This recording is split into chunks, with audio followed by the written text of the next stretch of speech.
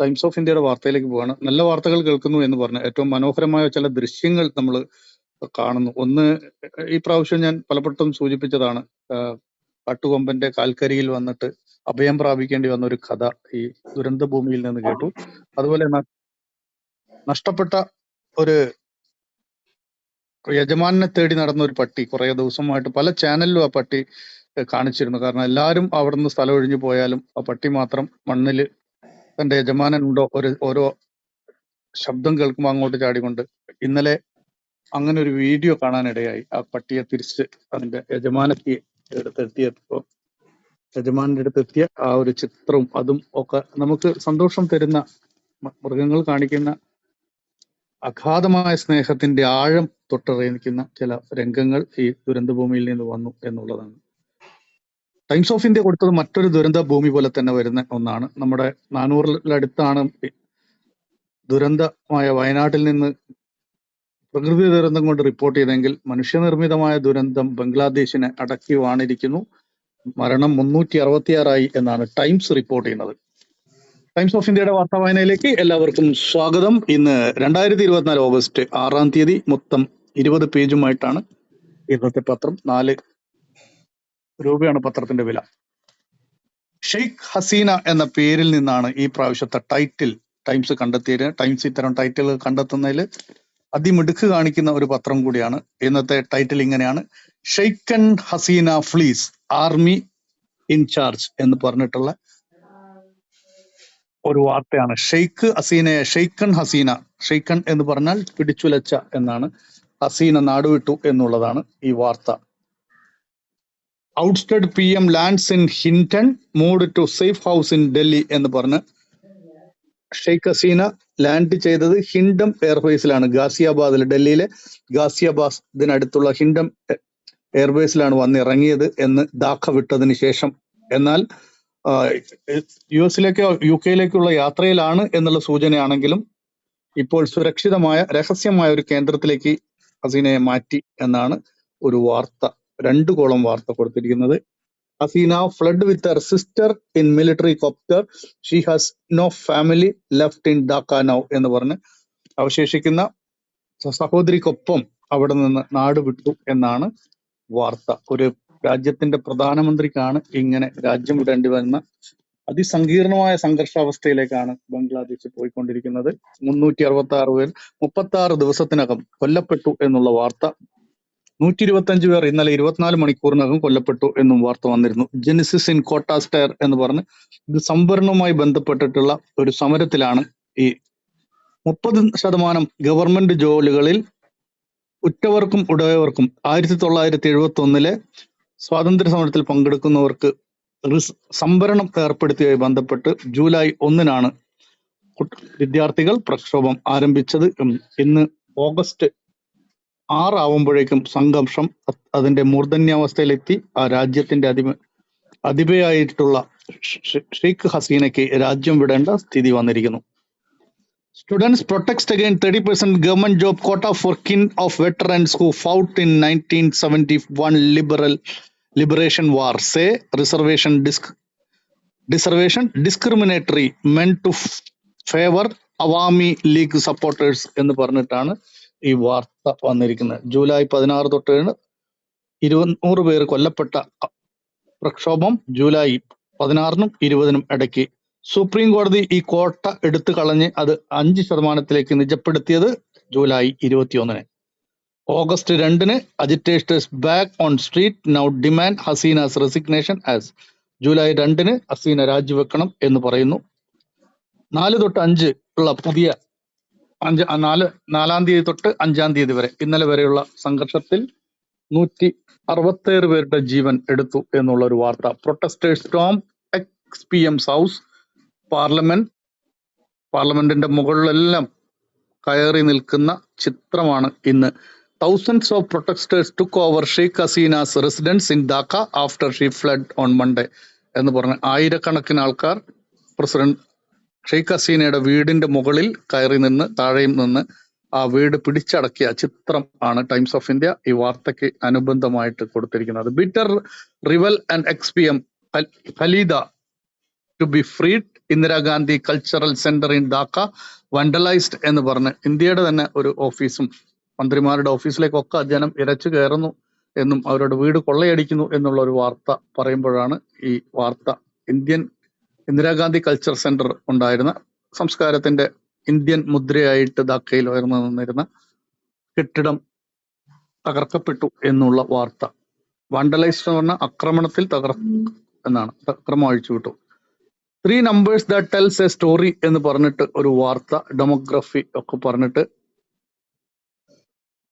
മുസ്ലിം ജനവിഭാഗമാണ് ഏറ്റവും കൂടുതൽ ബംഗ്ലാദേശിൽ എന്നുള്ളത് ഡെമോഗ്രഫി എന്നുള്ള ഒരു ചാർട്ടിൽ കാണിച്ചിരിക്കുന്നു.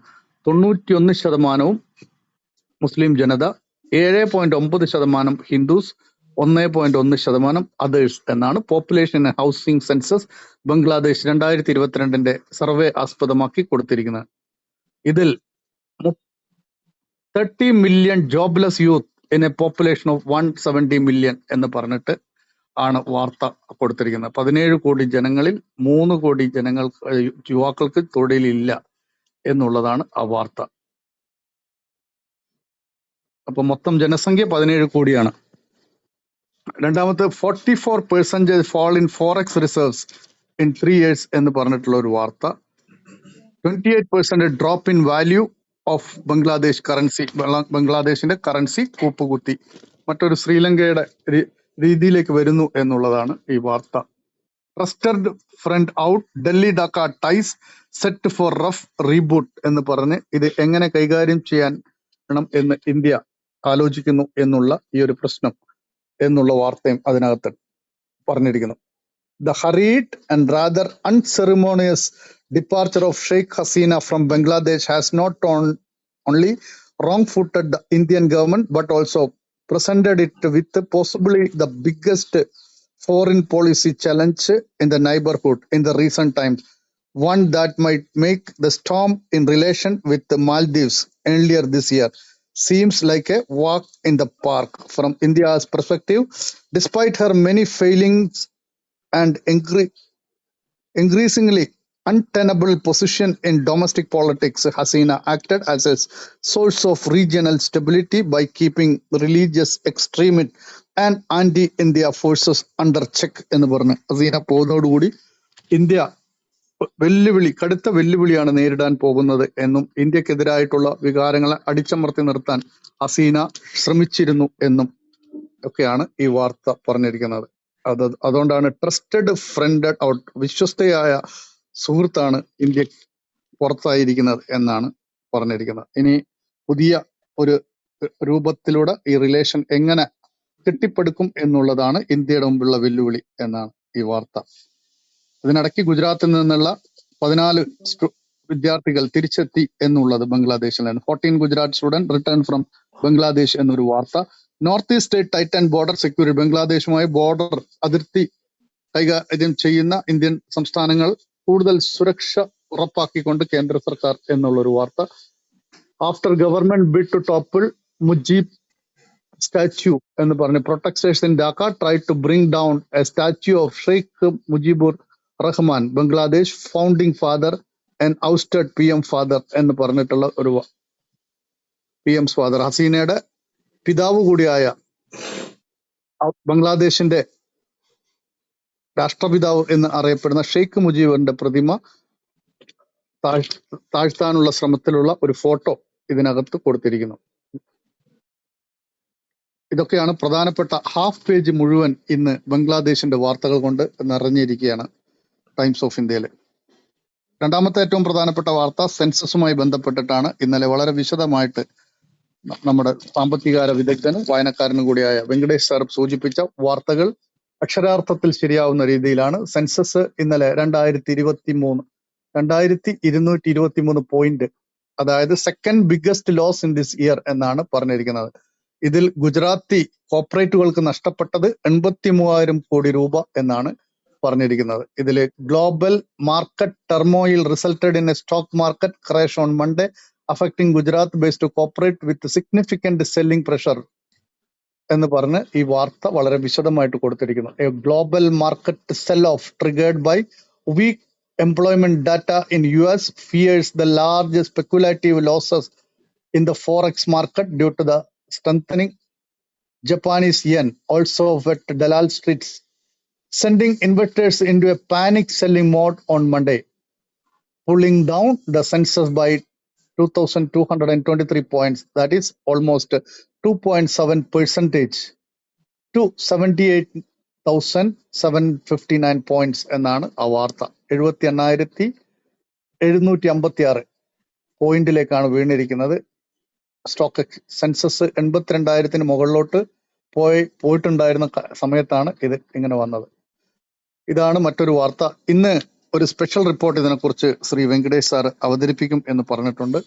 സെൻസസിലും ഇന്ത്യയുടെ സാമ്പത്തിക സ്ഥിതിയിലൊക്കെ താല്പര്യമുള്ളവർക്ക് ഇന്ന് ഞങ്ങളോടൊപ്പം വാർത്തയിൽ ചേരാം. അദ്ദേഹത്തിന്റെ ഇന്നലത്തെ വാർത്ത 500-ലധികം പേർ കേട്ടു എന്നാണ് യൂട്യൂബിൽ നിന്നും മനസ്സിലാകുന്നത്.